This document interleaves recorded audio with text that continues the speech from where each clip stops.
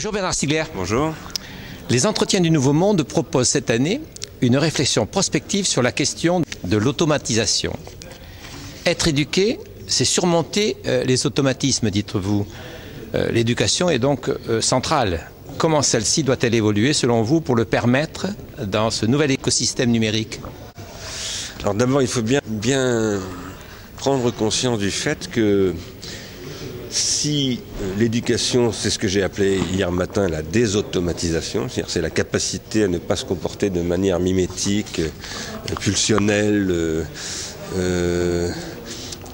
instinctive, impulsive, etc. Mais au contraire, disons, de réfléchir, d'avoir une capacité d'action guidée par une réflexion.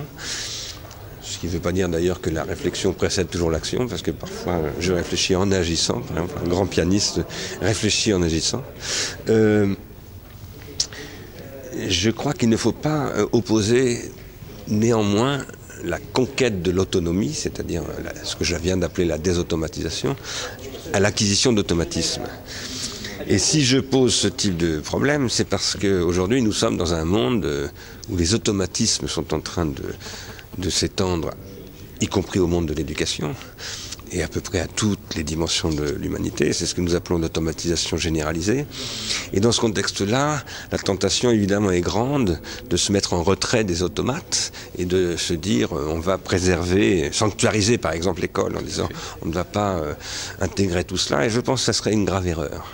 Je pense que ce serait une grave erreur parce que je travaille un petit peu pour ma part avec notamment avec une psychoneurologue ou une neuropsychologue qui s'appelle Marianne Wolf, dont un livre sera publié en français dans pas très longtemps, j'espère. Enfin, il est en cours de traduction, qui montre que, en fait, pour pouvoir faire fonctionner son esprit de manière désautomatisée, il faut d'abord avoir automatisé son esprit. C'est-à-dire que, ça a été d'ailleurs souligné il y a très récemment, il y a un mois, à peine 3 semaines, par l'inspection générale du ministère de l'Éducation nationale, par un inspecteur qui a fait un travail sur l'écriture et la lecture, et qui montre que l'apprentissage automatique de lecture et de l'écriture est très probablement indispensable à l'acquisition de ces compétences. Et ça, c'est ce qu'observe Marianne Wolf dans ses analyses, qui s'appuie sur... C'est une spécialiste de la dyslexie, donc elle travaille beaucoup sur les questions de lecture et d'écriture chez les enfants. Évidemment, elle utilise l'imagerie cérébrale pour cela, et elle montre aujourd'hui, alors par ailleurs en utilisant des travaux de biologistes et de neurologues qui sont des spécialistes de ces questions, que en fait un cerveau, par exemple, qui apprend à lire, se reconfigure totalement, de fond en comble, acquiert de nouveaux automatismes qui permettent de réduire les automatismes biologiques et pulsionnels pour intégrer en fait des automatismes technologiques et sociaux. Alors, la question d'aujourd'hui, et c'est celle que nous essayons de traiter dans ces journées, c'est de savoir comment socialement on intègre l'automatisation au sein d'un projet social disons-le clairement, de reconfiguration des esprits, de transformation des esprits, parce que les savoirs évoluent, les technologies des savoirs évoluent, les esprits doivent évoluer avec, et ça se traduit, on le sait maintenant de manière très positive, par de nouvelles connexions synaptiques, par exemple, dans le cerveau des gens. Dans quelles conditions est-ce que nous intégrons cela? Ce que je soutiens, moi, je crois que c'est un petit peu un point d'accord pour tous les intervenants dans ces journées, d'ailleurs, c'est que ça ne doit pas être sous la dictature du marketing. Parce que le marketing, lui aussi, exploite l'automatisation, mais dans un sens qui est parfois, pas toujours, il y a aussi parfois du marketing responsable, même si aujourd'hui c'est assez rare à mes yeux, mais ce marketing exploite le caractère automatique qu'il y a en nous. Notre cerveau est bourré d'automatismes, notamment par exemple l'agressivité, c'est un automatisme. Dans certaines circonstances, nous devenons agressifs. Dans d'autres circonstances, nous nous excitons sexuellement, etc., etc. Et l'éducation nous apprend en fait à désautomatiser ces comportements, précisément. Je crois qu'aujourd'hui, malheureusement, toute une façon d'utiliser les automates technologiques est faite pour court-circuiter cette éducation. Ça va d'ailleurs très loin, puisqu'on entend dire aujourd'hui que c'est plus la peine d'apprendre aux enfants à lire et écrire à la main, puisqu'il y a des claviers, et de toute façon, ils n'en auront plus besoin. Et moi, j'étends ce point de vue en disant, mais alors s'ils n'ont pas besoin d'apprendre à lire et écrire à la main, parce qu'il existe des claviers, pourquoi leur apprendre à compter puisqu'il existe des calculettes? Alors justement, je vous ai entendu plusieurs fois, et là vous l'avez redit, alors je ne sais pas si je vais l'exprimer exactement comme vous le pensez, vous semblez réticent à faire entrer le numérique et les écrans très tôt dans l'école, dans l'éducation des enfants. D'abord, est-ce vrai? Expliquez-le, et pourquoi? Alors d'abord, je ne suis pas en soi ou a priori réticent à ces questions, mais je pense qu'on n'a pas de retour. Pour moi, rien n'est plus précieux, absolument rien, qu'un enfant. Voilà. Et que je ne crois absolument pas qu'on ait le droit, le seul droit, de prendre des décisions prématurées sur l'avenir des enfants. On ne sait pas exactement ce qui se passe. Les tablettes existent depuis très peu de temps. Quels sont les retours? C'est effectivement l'argument que vous donnez, effectivement. Bah oui. Alors, et le marché, lui, veut aller vite, évidemment. Tout à fait. Mais ça suffit. On est fatigué de la dictature du marché. Alors, en revanche, évidemment, les enfants ont accès à des tablettes chez eux, etc. Bon, peut-être, mais peut-être qu'on devrait faire des recommandations. On dit, Pasteur, 1800 et quelques, lorsqu'il a dit, vous savez, c'est pas très bien de mettre de l'eau de vie dans les biberons, il était très très mal vu, hein. Bon, ça s'appelait du courage. Bon, je voudrais qu'il y ait un peu de courage dans ce monde. Quoi qu'il en soit, ce que je crois, et alors ce que je sais là par contre positivement, enfin en m'appuyant sur les savoirs d'autres personnes, c'est que ça a été montré et démontré, par exemple par les pédopsychiatres de l'université de Washington, ce qui n'est pas une petite affaire, parce que Washington c'est une grosse université de médecine. On sait très bien aujourd'hui que l'accès prématuré aux écrans, pas forcément ordinateur et tablette d'ailleurs, provoque un court-circuit du passage par la motricité, la sensorimotricité de l'enfance. L'enfance, c'est l'enfant qui ne parle pas. Or, on sait très bien, maintenant c'est absolument prouvé, avec des enquêtes scientifiques qui ont été faites par Zimmerman et Christakis notamment, mais il y en a énormément d'autres depuis, que ces processus créent des courts-circuits synaptiques, c'est-à-dire empêchent des acquisitions synaptiques de base, qui sont la condition pour ensuite pouvoir, par exemple, acquérir la faculté de lire et d'écrire, etc. Ce que je crois, moi, personnellement, c'est un principe que j'ai, je dirais, c'est un principe théorique que je suis toujours prêt à remettre en question face à l'expérience. Moi, je suis un rationaliste, donc, mais le principe théorique, c'est, en général, il ne faut pas faire acquérir un média à un enfant, le faire fréquenter un média, s'il n'a pas d'abord acquis les compétences pour le média précédent dans l'histoire. Voilà. C'est ce que vous disiez, effectivement. Donc, par exemple, les enfants dessinent spontanément avant d'écrire, ça c'est très connu. C'est parce qu'ils sont en train d'élaborer à travers ils créent à travers leur pratique du dessin les conditions ensuite des circuits synaptiques qui vont leur permettre d'accéder à l'écriture, à la lecture, etc. Là-dessus, Marianne de Wolf dit des choses extrêmement claires. Bon. Et ça, il y a consensus là-dedans. Il y a peut-être certainement, il y a toujours, vous savez, des gens qui viennent contester, mais aux marges, mais c'est très massif, le consensus sur ce plan.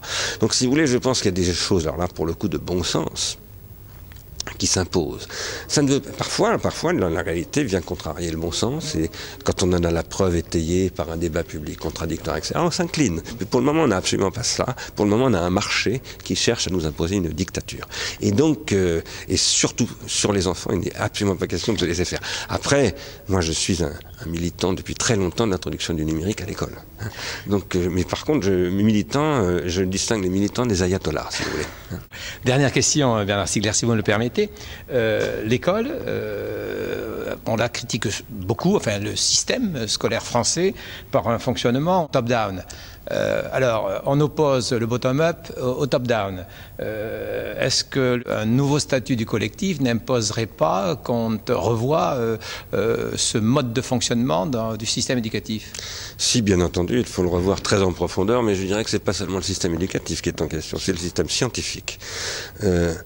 J'ai d'ailleurs poussé à l'intérieur de l'Agence nationale de la recherche, il en était question tout à l'heure, un programme qui vise à développer ce que nous appelons une épistémologie du numérique, parce que le numérique est en train de totalement reconfigurer les mathématiques, la physique, la biologie, absolument tous les savoirs en réalité, et crée en fait ce que j'appelle un nouveau cadre de catégorisation. Bon, un savoir est constitué par des termes, par une terminologie. En mathématiques, par exemple, en géométrie, un angle, ça a une définition extrêmement précise. En grammaire, un verbe, ça a une définition extrêmement... En fait, dans tous les savoirs académiques, dans tous les savoirs que l'on enseigne, cette terminologie constitue des classifications qu'on peut appeler des catégories. en un sens qui n'est pas exactement le sens de la philosophie d'ailleurs. Et les ordinateurs sont des machines à catégoriser qui viennent modifier très profondément les conditions de la catégorisation. Aujourd'hui, se sont développés des métadonnées avec des processus qui permettent, sur les réseaux sociaux par exemple, ou plus généralement dans le Web 2, une catégorisation contributive qui est extrêmement importante, qui est exploitée très massivement d'ailleurs par les grands acteurs, Google, Facebook, etc., pour développer du user profiling, pour développer ce qu'on appelle la recommandation et toutes ces choses-là. Mais en fait, toutes ces techniques que l'on croit être purement bottom-up sont très top-downisées, si je peux parler comme ça, par des systèmes cachés, puisqu'il y a toujours du top-down. Un système dynamique n'existe que parce qu'il y a les deux tendances. Sinon, ça ne fonctionnerait tout simplement pas. Il serait pas dynamique et ça serait même pas un système. Alors, ce que je veux dire en disant cela, c'est que, en réalité, si on regarde maintenant l'histoire de la science, les sciences, ce sont des controverses qui se succèdent dans le temps. Ce sont des personnalités fortes qui fédèrent autour d'elles des chercheurs, des disciples, des collègues, tout simplement.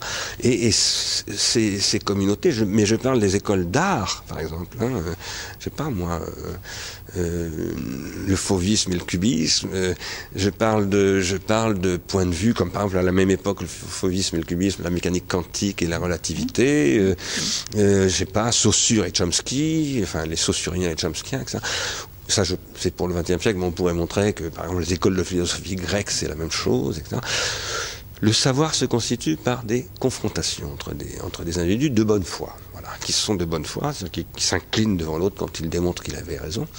Et tout ça, ça se produit par des processus récursifs qui sont à la fois bottom-up et top-down. Aujourd'hui, on est dans une époque du savoir, en réalité. Le savoir actuel qui est enseigné officiellement vient du monde du livre.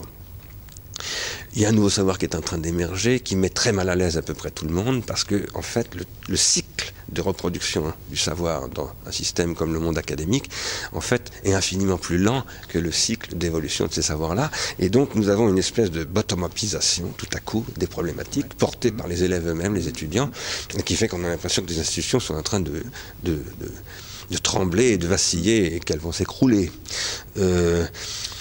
La réalité, c'est que nous vivons ce que nous appelons une révolution organologique. C'est-à-dire que les instruments de production du savoir, c'est-à-dire de ces catégories dont je parlais tout à l'heure, du consensus qui se produit à travers les dissensus, etc., tout ça est en train d'évoluer et il faut le repenser. Le problème, c'est qu'aujourd'hui, c'est le marché qui impose un peu ses propres modèles et que le monde académique ne prend pas ses propres responsabilités. Maintenant, il faut qu'il les prenne et je pense que c'est en train de se faire, c'est en train de venir, parce qu'on voit une prise de conscience très claire là-dessus. Donc vous avez de l'espoir? Oui, moi j'ai toujours de l'espoir. Merci beaucoup Bernard Stiegler. Merci.